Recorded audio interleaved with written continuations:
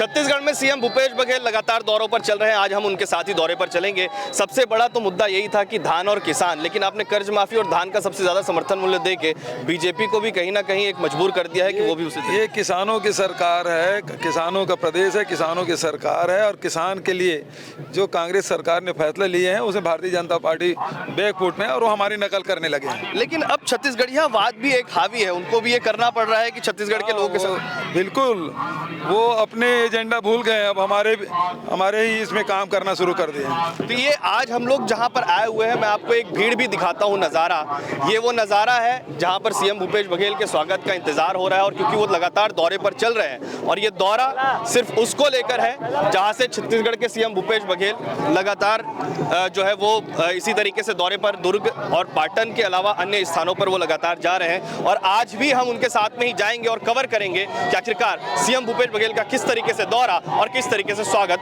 होता हुआ नजर आता है। छत्तीसगढ़ में रोड शो जारी है और हम सीएम भूपेश बघेल के साथ हम भी चल रहे हैं। आज आपने एक बात और कह दी कि काका अभी जिंदा का है, डायलॉग तो चलता ही था, लेकिन आज आपने एक और डायलॉग मार दिया कि हम रिश्ते में बाप लगते हैं।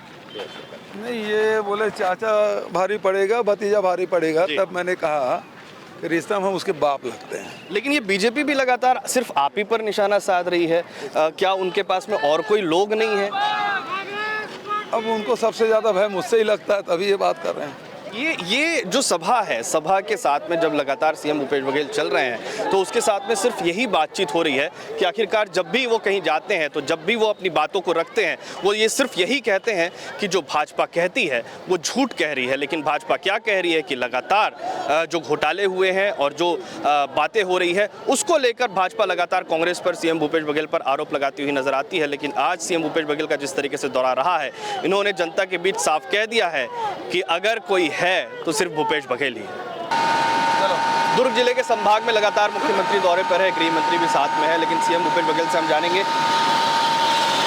आखिर 500 रुपए का जो राज है गैस सिलेंडर का। पहले आप लोगों ने कहा, पहले आप लोगों ने 3000 भी बोला कि हम धान का समर्थन मूल्य देंगे, फिर बीजेपी ने 3100 कर दिया और 500 रुपए गैस सिलेंडर देने की भी बात वो कर रहे हैं। ये धान यहाँ 32 हम खरीद रहे हैं, बीजेपी है कि उज्ज्वला गैस कनेक्शन वाला उसको 500 देंगे, जबकि हम सभी गैस कनेक्शन जारी है उसको 500 रुपया उसको सब्सिडी देंगे। अंतर ये है, तो उसमें केवल एक तरफा है, मतलब एक वर्ग के लिए है, बचत के लिए नहीं है। लेकिन वो कह रहे हैं कि धान का हम कीमत एक साथ दे देंगे।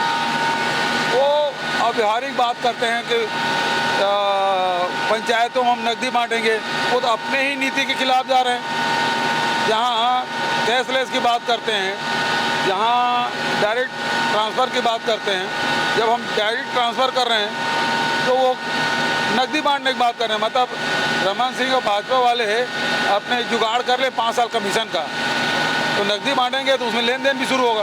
वो कह रहे हैं कि 5 साल हम जो परीक्षाएं लेंगे उसमें कहीं भी गड़बड़ी नहीं होगी। वो तो पहले उनकी गड़बड़ी 2008 और 12-13 हम देख लिए हैं, वो तो मेरिट आर्डर में गड़बड़ियाँ हुई है, दूसरी क्या बात करेंगे। लेकिन वो ये भी कह रहे हैं कि लगातार भूपेश बघेल की सरकार में भूपेश बघेल ही जो है वो सबसे ज़्यादा गड़बड़ियों में शामिल है।